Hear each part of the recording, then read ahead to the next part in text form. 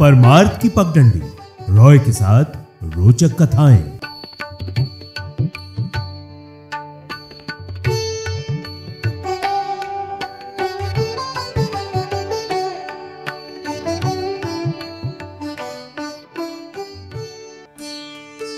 हमारी नदी श्रृंखला के अंतर्गत आज कथा देव नदी सरयू की, जहां गंगा, यमुना, गोदावरी, नर्मदा जैसी पवित्र नदियों ने अपना एक अलग स्थान बनाया है, वहीं सरयू नदी प्रभु श्री राम के वनवास काल से लेकर उनकी अयोध्या वापसी तक की साक्षी बनी। वास्तविकता यह है कि नदियां अपनी पवित्रता न जाने कितने सालों से कायम रखे हुए हैं।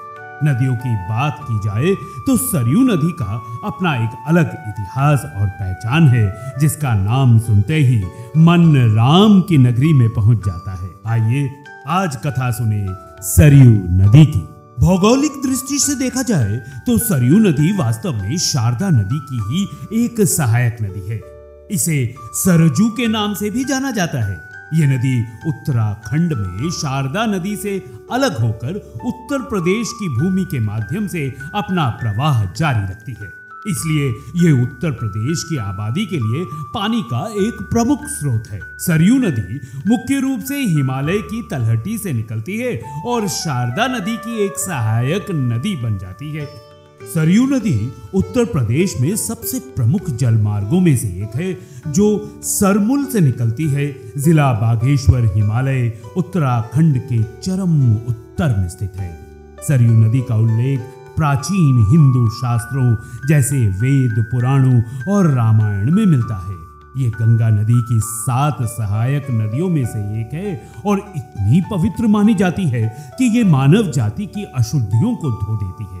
अयोध्या त्रेता युग में भगवान श्री राम का जन्म स्थान और राज्य की राजधानी अयोध्या सरयू नदी के तट पर स्थित है। इस प्रकार ये भारत में अत्यधिक महत्वपूर्ण नदी है। सरयू नदी में स्नान के महत्व का वर्णन करते हुए रामचरितमानस में बताया गया है। अयोध्या के उत्तर दिशा में उत्तर वाहिनी सरयू नदी बहती है। एक बार भगवान राम ने लक्ष्मण जी से बताया कि सरयू नदी इतनी पावन है कि यहाँ सभी तीर्थ दर्शन और स्नान के लिए आते हैं। ऐसा माना जाता है कि जो व्यक्ति सरयू नदी में ब्रह्म मुहूर्त में स्नान करता है, उसे सभी तीर्थों के दर्शन करने का फल प्राप्त हो जाता है।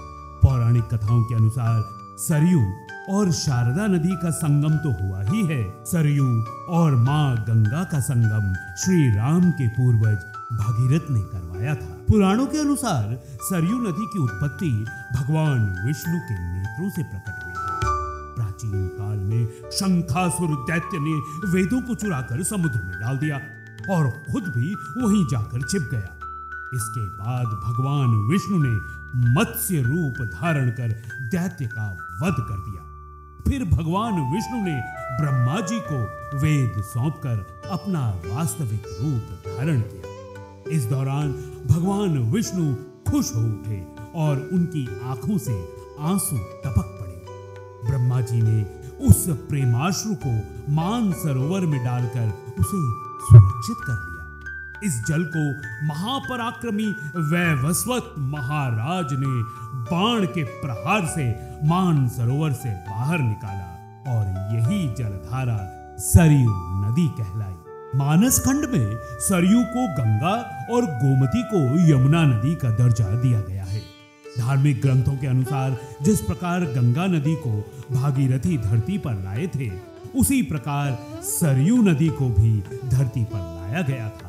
भगवान विष्णु की मानस पुत्री सरयू नदी को धरती पर लाने का श्रेय ब्रह्मर्षि वशिष्ठ को जाता है। भगवान राम ने सरयू नदी में ही जल समाधि ली थी।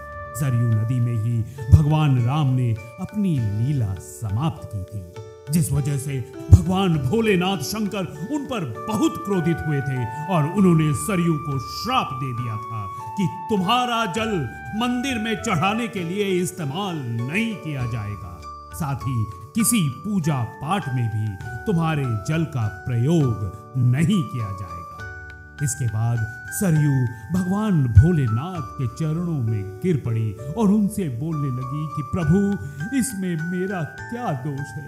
ये तो विधि का विधान है, इसमें भला मैं क्या कर सकती हूँ? माता सरयू के बहुत विनती करने पर भगवान भोलेनाथ ने मां सरयू से कहा कि मैं अपना श्राप तो वापस नहीं ले सकता, लेकिन बस इतना हो सकता है कि तुम्हारे जल में स्नान करने से लोगों के पाप धुल जाएंगे, लेकिन तुम्हारे जल का इस्तेमाल पूजा पाठ में नहीं किया जाएगा। पौराणिक कथाओं में यह भी उल्लेख मिलता है कि सरयू नदी के तट पर राजा दशरथ द्वारा दुर्घटनावश श्रवण कुमार की हत्या कर दी गई थी। ये भी कहा जाता है कि सरयू नदी धरती के नीचे बहने वाली एकमात्र नदी है। हिंदू पौराणिक कथाओं के अनुसार ये माना जाता है कि ये पवित्र नदी नगर की अशुद्धियों और पापों को धोती है। विभिन्न धार्मिक अवसरों पर हजारों पर्यटक सरयू नदी के पवित्र जल में रोज डुबकी लगाते हैं।